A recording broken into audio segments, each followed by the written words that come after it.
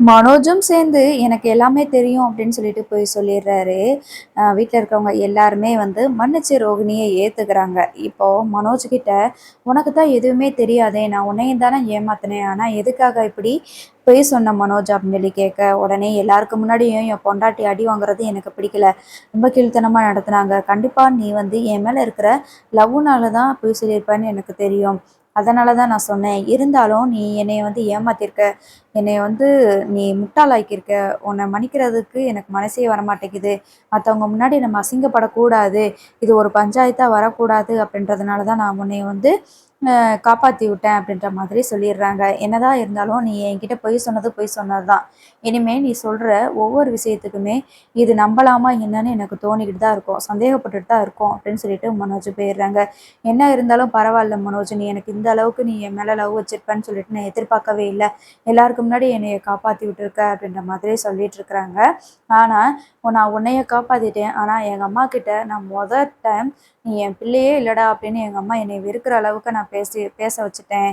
இல்லன்னா எல்லாமே உனக்காக தான். ஆனாலும் நீ என்னை ஏமாத்திட்டு தான் இருக்கிற. சரி இனிமே எப்படி நடந்துக்கிறேன்னு பார்ப்போம் அப்படின்ற மாரி சொல்லி காம்ப்ரமைஸ் ஆகி போயிடுறாங்க. இப்போ நம்ம எவ்வளோ பெரிய பிரச்சனையா வரும் அப்படின்னு சொல்லிட்டு எதிர்பார்த்தோம். அது சிம்பிளா முடிஞ்சிருச்சு. இப்ப ரோகிணி ஆ அவங்களோட வேலைய அந்த வீட்டுக்குள்ள இருந்துட்டே பார்க்க ஆரம்பிக்கிறாங்க. அதாவது நான் எப்படி இந்த வீட்ட விட்டு வெளியில போனனோ, அதே மாதிரி இந்த மீனாவும் இந்த வீட்ட விட்டு வெளியில போகணும் அப்படின்னு சொல்லிட்டு நினைக்கிறாங்க. ஏன்னா, முத்துவும், மீனாவும் தான் அந்த மணி மாமாவ வீட்டுக்கு கூட்டிட்டு வந்திருந்தாங்க இல்லையா? ஸோ, அதனால தான் ரோகிணி வந்து நினைக்கிறாங்க. நான் இந்த அளவுக்கு நான் கஷ்டப்படுறேன் அப்படின்னா, கஷ்டப்பட்டேன், அவமானப்பட்டேன் அப்படின்னா, அதுக்கு காரணம் முத்துவும், மீனாவும் தான். அவங்கள நான் இந்த வீட்ட விட்டு வெளியில விரட்டுவேன் அப்படின்ற மாதிரி சொல்லிட்டு இருக்கிறாங்க.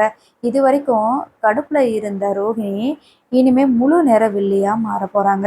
சரி அது ஒரு பக்கம் இருக்க, இன்னொரு பக்கம் பார்த்தீங்கன்னா, விஜயா வந்து எல்லாருமே சொல்ற மாதிரி வீட்ல எல்லா வேலையும் பார்க்க சொல்லுவாங்களான்னு சொல்லி கேட்டா, அதுக்கு வாய்ப்பு கம்மி தான். வழக்கம் போல ரோகிணி அவங்களுக்கு தேவையானத அவங்களே செஞ்சுக்காம, நம்ம மீனா கிட்ட தான் கேட்குறாங்க. ஏற்கனவே நம்ம மீனா ஒரு மக்கு தானே! அவங்க என்ன பண்றாங்கன்னா, பாவம் ரோகிணி ரொம்ப அவமானப்பட்டு நிக்கிறாங்க. கஷ்டப்பட்டுட்டு இருக்கிறாங்க. நம்ம எப்பயும் போல அவங்களுக்கு எல்லாமே செஞ்சு வச்சுருவோம் அப்படின்னு சொல்லிட்டு, அந்த மக்கு மீனாவும் செஞ்சுக்கிட்டு தான் இருக்க போறாங்க. சரி இது ஒரு பக்கம் இருக்க. இன்னொரு பக்கம் பார்த்தீங்கன்னா, இந்த சீதாவுக்கு தேவையில்லாம ஒரு லவ் கான்செப்ட் கொண்டு வந்துட்டு இருக்கிறாங்க.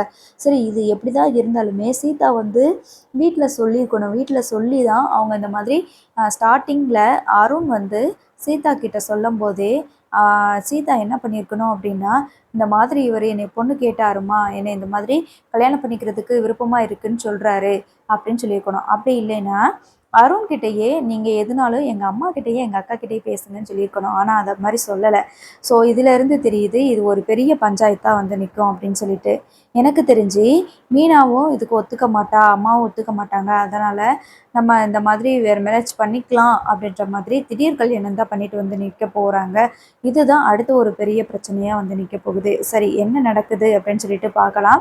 ஏன்னா அருண் வந்து சீதாவோட அக்கா யாரு அப்படிங்கிறத பார்க்குறாரு. அதாவது மீனாவும், முத்துவும் ஆல்ரெடி அ ச இவர் அருணுக்கு வந்து தெரியும். என்னன்னா, அந்த பாட்டியும், தாத்தாவையும் தள்ளி விட்டாங்க இல்லையா?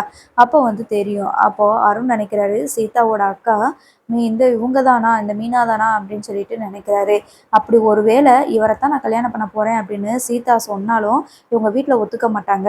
ஒருவேளை ஆ சீதாவோட அக்காவும், இந்த ரவுடி பயலும் வேண்டாம் அவன கல்யாணம் பண்ணாதன்னு சொன்னா, உடனே சீதா நம்மள மறக்கறதுக்கு வாய்ப்பு இருக்குது. அதனால நம்மள உண்மைய சொல்றதுக்கு முன்னாடியே சீதாவ கல்யாணம் பண்ணிக்கலாம் அப்படின்னு சொல்லிட்டு பிளான் பண்ணி தான் இந்த மாதிரிலாம் பண்ண போறாரு. சரி வெயிட் பண்ணி பார்க்கலாம்.